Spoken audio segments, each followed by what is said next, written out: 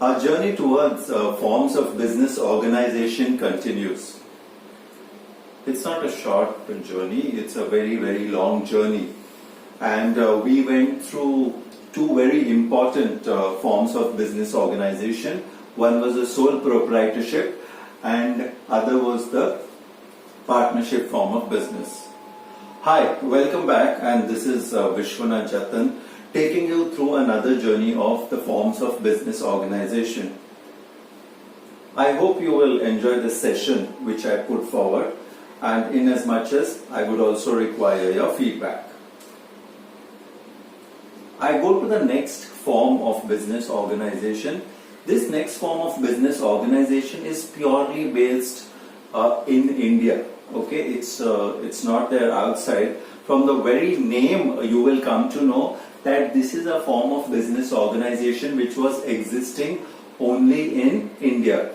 Okay, and the name of this form of business organization is known as the Joint Hindu Family Business. Okay, Joint Hindu Family Business, and it has been carrying on since ages. In fact, yet some people adopt this form of business organization simply because there are good tax savings on this particular business organization if you open it. Okay, but of course there are certain criteria when you open it. Let's just go back to a little bit of history about this form of business organization. It is one of the oldest forms of business organization. Okay, and as I told you, it's found only in India. The Hindu law governs the Hindu undivided family business. So this is basically the HUF, which is this. In fact, when you're opening, the bank also opens this account, the HUF, provided you have the right credentials. The business is owned and carried out by the members of the Hindu undivided family, but it is always controlled by the eldest member of the society. The eldest member of the society is also known as the Karta. Okay, he is the one who's the head, he is the one who will take all the decision, he is the one you should always listen to if you're a part of the Hindu undivided family. To be a member of the Hindu family business, an individual should either be born in a particular family or belong to 3 successive generations of the family. Okay, so this is a criteria. So automatically if someone is born and depending upon which part, they would automatically become the members. All the members have equal rights over ancestral property. Okay, so basically the ancestral property should be existent, and you will be entitled if you're a member of this form of business. Okay, in West Bengal, both males and females of the family are allowed to be members of this business. So there, this system is known as the Daya Baga. Okay, so in West Bengal, both is allowed. Okay, and this form is known as Daya Baga. While as in the rest of India, only the male members are allowed to be the members of the family business. Okay, and this system is known as a Mitakshara system. So we had the Daya Baga system, which was existing only in West Bengal, while as where both males and females were a part of the Hindu family business, while as in case of the rest of the world, it was only the male members, and it was known as Mitakshara. So let us now go to the general features of this form of organization. The general features. Number 1, formation. Minimum 2 members. At least 2 members should be there, and ancestral property is required. Okay, that means your great grandfathers or your grandfathers or something like that. It should be existing. The members must inherit the property. That means it should be in their name, or so whoever is the eldest, it should be in their name. And the business is governed by the Hindu Succession Act of 1956. Hindu Succession Act of 1956, and membership is by birth. So there is no formal agreement required. So automatically, if say for example your Hiren Mehta, okay, so if your son is born, okay, automatically he becomes a member of the Hindu form of business organization. Okay, so it is by birth. There is no formal agreement which is required, and it is governed by the Hindu Succession Act of 1956. So membership is by birth. It is not like you have to go and fill a form or something. Automatically you become a member if you are in that family. The liability is only in case of the karta. So the karta has got unlimited liability. Okay, he'll have to pay off all the debts. Whatever possible he can gather, he'll have to pay off all the debts. While as the other members, it is limited liability. It's not unlimited liability. The control, as we know, if the karta has got unlimited liability, he's a person who controls his entire business, okay, or form of organization. Fine. So the control is done by the karta. Continuity. If the karta dies, the next eldest family member will become the head. Okay, then he will be the new karta and he will take over the entire business. Minor members, since membership is by birth, minor members automatically become members. Okay, so they are a part of this organization. Fine. So we discussed so far the features of joint Hindu family business. Now let's discuss the advantages and disadvantages together, because it makes more sense discussing it together rather than discussing the advantages first and then the disadvantages. So we have some points in mind, and when we have these points in mind, we shall find out what is the basis of differentiation. Let us come to the first basis. Control. Let's see the advantage and let's see the disadvantage.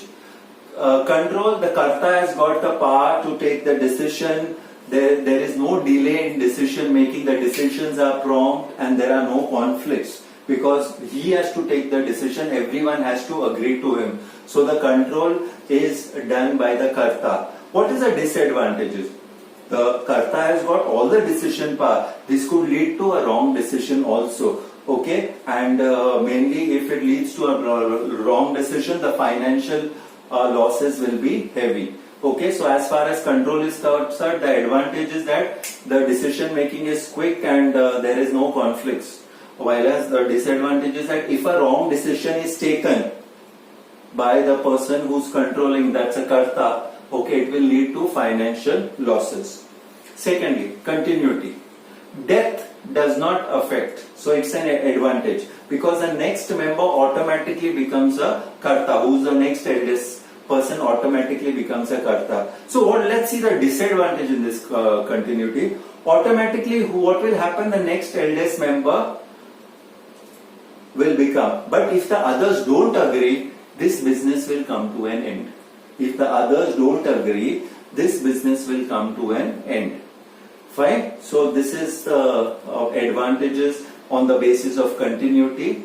Okay, let's go to the next. Limited liability. All the other members have got limited liability, so it is an advantage for them, because they will get all the profits. They are entitled to all the rights of the property and such assets. While as the karta is at a disadvantage here, because his liability is unlimited. Okay, so limited liability in case of other members, but that's an advantage. But in case of the karta, it is unlimited liability. So any losses, he will have to make good the losses. Okay, let's go to the next basis. The next basis is cooperation and loyalty. Okay, cooperation and loyalty basically means that it's a part of the family. You treat it as a family. There is a sense of belongingness. A sense of doing things for the family. So automatically there is a sense of belongingness, and they will listen to the karta and they will see to it that the business goes on slowly and steadily ahead. But what is a disadvantage here? Okay, there are we cannot agree to everyone's thoughts. We cannot agree to everyone's thinking. So there might be conflicts over the karta's decision. Sometimes the karta may take some decisions on the basis of his sentiments. So that is not correct. It should be taken on behalf of the entire family, and that should be fruitful to all the others. Okay, ancestral property as a source of finance, yes, good. It's an advantage because easy source of finance is available, but this doesn't give you so much of finance. So the disadvantage is that it is a limited source of finance, and thus the expansion is not possible. Okay, so this was all about the joint Hindu family business. We discussed the roots of where it has started, how it goes on in different parts of India, in West Bengal and in other parts of India. What are the features of this form of business, and how well it goes on. We then compare the advantages and disadvantages on the basis of certain points, and when we could compare this basis, we came to a conclusion that whether it was good to have this form of business organization or no. Okay, and as I repeat again, it's only there in India. It is only there in India. So let's go to the next form of business organization. So what did we do so far? We started off with the sole proprietor, who was a single person. Then we started off with partners. Okay, and this was a slight offshoot, the joint Hindu family system. And then now we are going into cooperative society. Okay, cooperative society, basically the very word means that you are working towards towards the benefit of the entire society. It is not a benefit for an individual person. It is a benefit when people get together and pool in their resources. So a cooperative society is what? An voluntary association of persons who join together. Why do they join together? One, to work for a common purpose. Okay, say for example, the farmers want to sell their produce. Okay, so what do?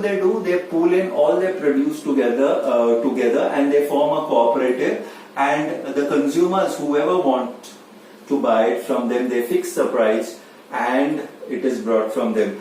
This is a good form of forming these cooperatives, because there are these middlemen who used to earlier eat away all the profits of these farmers, okay, by buying it from them at very cheap prices and selling it to the customers at exorbitant prices. Okay, so the first thing is that these people are working together for a common purpose. So the purpose should be there, otherwise you will have no intention of working.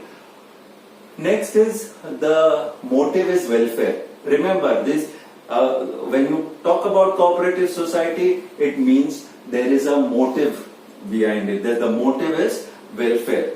Okay, the main objective of this form of business organization is to protect the economic and the social interest of the members. So what happens is that, say you form a cooperative society, which is a general stores in your society. What you buy goods on wholesale basis from the producers, and you sell it to the members of the cooperative society at a very reasonable price.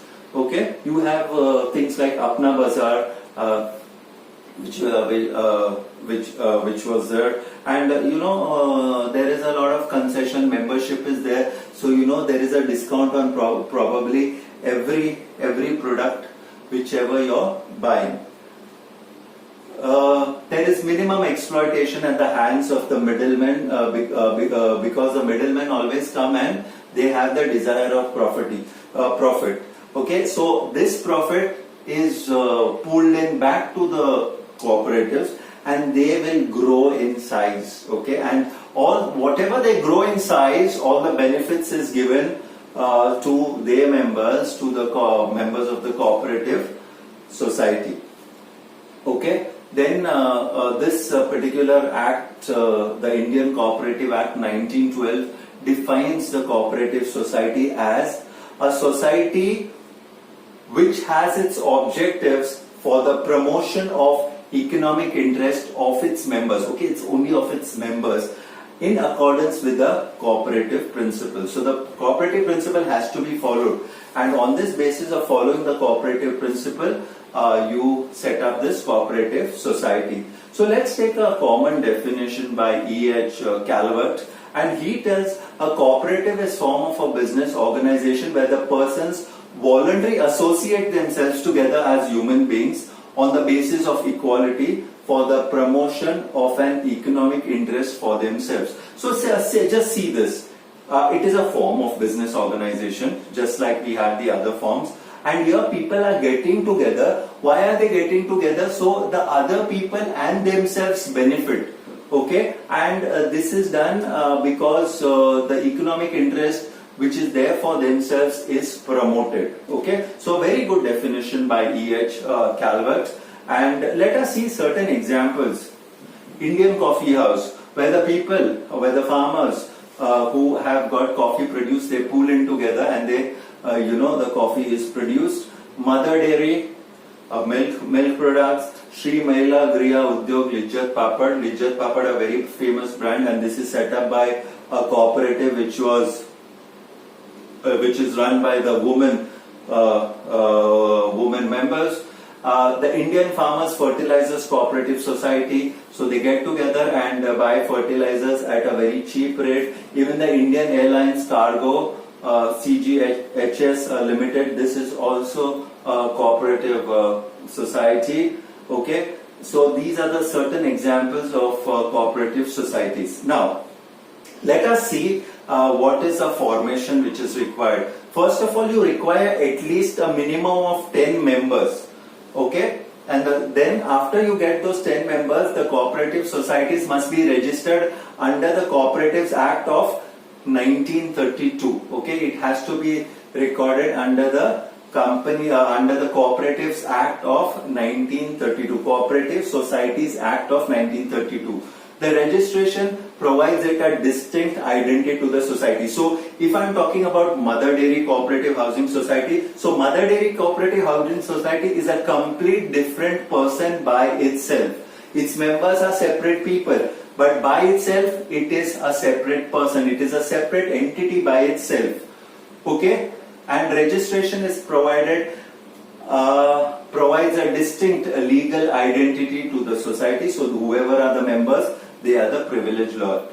And the capital is raised through issue of shares. So if you want to become a member, you have to take a minimum of say 100 shares or 1000 shares of 10 rupees each or 100 rupees each. So what happens? These shares are given to the members and the members give the capital to the cooperative societies. Okay, let's go through the features. Okay, I hope you are understanding this concept. Okay, it's a very interesting concept, the cooperative societies, where you pool in together and you work for common benefits.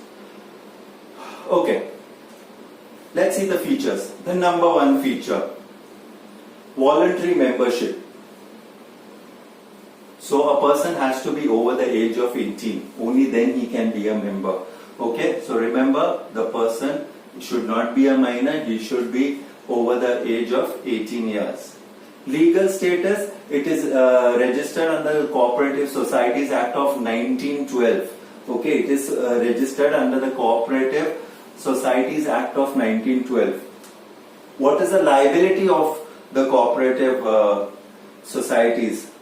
Limited. Okay, so this is one of the advantages also, because the liability is limited. Okay, control, it is done in a democratic manner. If there are around 20 members or 30 members, one person is elected as the head and there are other people who are given the other post and they run it. The certain posts are taken, for example the treasurer, the general secretary, the manager, the director, all these things, they are given posts and they are going to run the post as per whatever this, and voting is done. So it is done on a fair basis. Whoever wants to stand for that post, and voting will be done on that basis.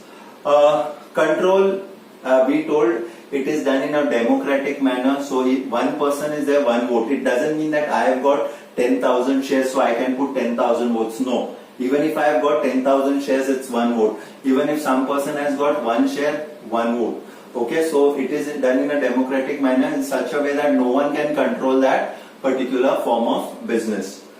Of course, the service motive is there in this cooperative societies. People mutually help, they combine together, and they do it in such a way that the society benefits. Okay, the society benefits. Okay. The source of finance, as I told you, is the issue of shares. So the members who are pooling in and taking the shares, they are providing the capital. Not only that, the cooperative societies can raise loans from the bank and utilize it for expansion of business. So these are certain features of the cooperative societies. I'm just going through these features very quickly. The membership is voluntary. The person must be over the age of 18. It gets its legal status under the Cooperative Societies Act of 1912. The liability is limited. The control is done in a democratic manner. One man, one vote. Okay. The motive is service and mutual help will decide the course. The source of finance is the capital which the members pool in, and the members in return are given shares. Also, they can take loans. Okay, so these are the features of cooperative societies. Let's go to the different types of cooperative societies. You've got the consumers cooperative societies. Okay, like for example, you've got the Sarkari Bhandar. Okay, Sarkari Bhandar, where people is there located at different places, and people who consumers who go to buy, they are the members, and they get various rebates and discounts. And since the society purchases these goods at a very competitive price from the wholesalers, this benefit is passed to the consumers. Okay, incidentally, all these people get a lot of benefits. Sometimes they have got some membership booklets, and on that basis the benefits are derived. Then you've got the producers cooperative societies, who can pool in their resources together. After pooling in their resources together, it can benefit all of them. Whoever requires a loan can take a loan. You've got marketing cooperative society. It is not possible for an individual farmer to advertise that he has got this produce. So a group of farmers together, large number of farmers together, they get together and form this. In fact, Amul was started on that very basis. Then you also have got the farmers cooperative society. This is almost the same, where the farmers get together. It could be the farmers who are dealing in dairy, the farmers who are dealing in produce like rice, wheat, or any other vegetable. Okay, then we've got credit cooperative societies. These are like small banks who give loans to their members. Mostly they give loans to the members. They also give loans to outsiders. In fact, you have certain cooperative banks which give loans to outside people also. Okay, then of course we've got the cooperative housing society. Now what is the cooperative housing society? They look after the welfare of the society. It is usually there in housing societies. So whatever water taxes, other electricity charges, the lift man, the washerman, everything is being looked after by them. Okay, from this onwards, let's see what is the merits of cooperative society. Number one, equality in voting status. One man, one vote, which I told you earlier. So there is equality. So there is no differentiation between that if you have 10,000 shares or if you have 1 share or 10 shares, you are allowed to vote only once. The next merit is limited liability. That means the members don't have to worry. The only amount they will lose is the amount they put in as capital. So the liability which is there is limited liability. It is restricted only to the amount of capital they have pooled in and the shares they have got.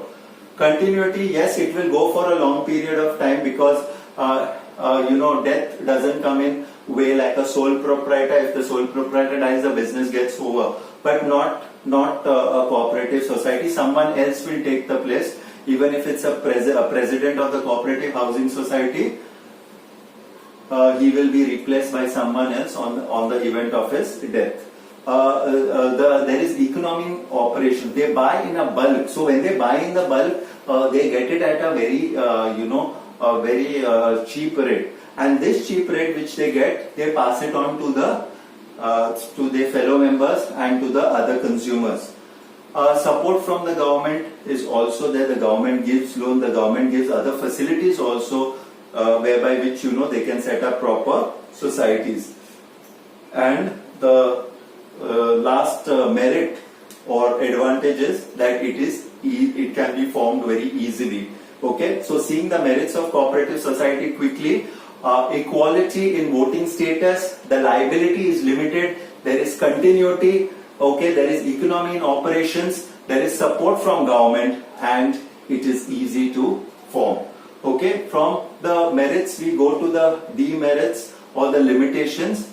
Number one, the resources are limited. If you are trying to compare it to a joint stock company, the resources are limited. See, all these members who are coming, they don't have managerial ability or marketing skills. So there is inefficiency in management. So this is one of the drawbacks, and they don't have so much of money as to appoint someone who has got marketing skills or financial skills or something. No. Again, there is lack of secrecy. There are so many people. So, if certain things are happening, or probably everyone knows about it going to happen. Okay. Of course, the government gives support, but the government also controls it. The government tells you have to follow certain rules and regulations. These rules and regulations have to be adhered to. Okay, failing which they will be penalized. As I told you, when there are more than one person, just like five fingers, they are never the same. There will always be differences of opinions. Okay, there will be fights also, for all you know, and this is going to affect the society which is formed, and it might lead to bad taste. It might lead to one distasteful event after the other. So there are differences of opinions, and these differences of opinion should be sorted as fast as possible. Okay. The other limitation is that there is no motivation. People are always working for the service part of it. So the profit aspect is completely done away with. Okay. So this was the cooperative societies which we discussed about. Previously in this session we also discussed about the joint Hindu business finance, joint Hindu family business.